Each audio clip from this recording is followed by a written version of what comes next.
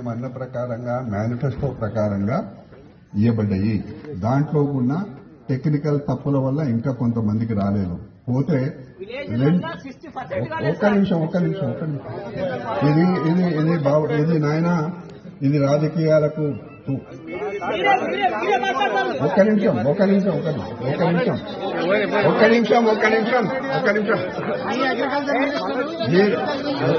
నేను చెప్తున్నా. నేను ఒక్క నిమిషం ఉండయా, ఒక్క నిమిషం ఉండు నాయన.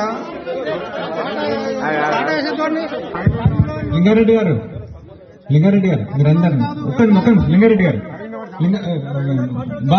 ఒక్క నిమిషం. రాజు మీరందరూ చెప్పండి. మనం మన ఇంటికి ఒక అతిథిని పిలిచాం. అతిథిని పిలిచి అతిథిని మాట్లాడమన్నాం. అతిథిని మాట్లాడేటప్పుడు అతిథికి డిస్టర్బ్ అయ్యేటట్టు మాట్లాడదు. ప్లీజ్ ఆగండి ఒక్క నిమిషం. ఒకసారి మనం ఇంతకుముందే మన జలపతిరావు సార్ చెప్పినాడు వరంగల్ రైతుల యొక్క చరిత్ర ఏందని, వరంగల్ రైతుల యొక్క గొప్పతనం గురించి. ఆ గొప్పతనాన్ని మనం నిలబెట్టుకున్నాం. మనకు ఉన్నటువంటి మన కమిటీ మన వరంగల్ కలెక్టరేట్ వచ్చినప్పుడు నేను కూడా వచ్చిన సార్. ఇక్కడ ఎంతమంది ఆ రోజు కూడా ఉన్నాం సార్. కానీ ఆయనకు 16 అక్టోబర్ 23 నాడు 2 లక్షలు లోన్ తీసుకున్నా సార్. నాకు లోను 2 లక్షలు మాఫీ అవుతుందని చెప్పడం ద్వారా నేను ఎవరిని సంప్రదించాలో అడగలేదు.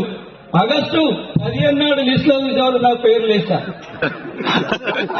ఎందుకంటే కొన్ని మిషన్ ఏమైనా కానీ 2 లక్షల పైన తీసుకోవాలో తెలిసింది.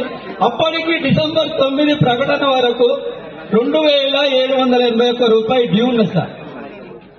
17 నాడు నేను బ్యాంకు పోయి నాది వికాస్ బ్యాంక్, గ్రామీణ వికాస్ బ్యాంక్.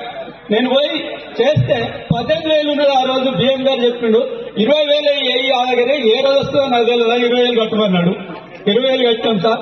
అప్పుడు మా డిఓ గారు చెప్పిండు నీ ఫస్ట్ లిస్ట్ లో మీ పేరు వెళ్ళిపోతుంది, లోన్ మాఫీ అవుతుంది అన్నారు.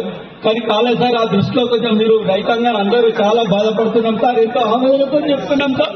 చాలా మంది బీజేపీలున్నాం సార్.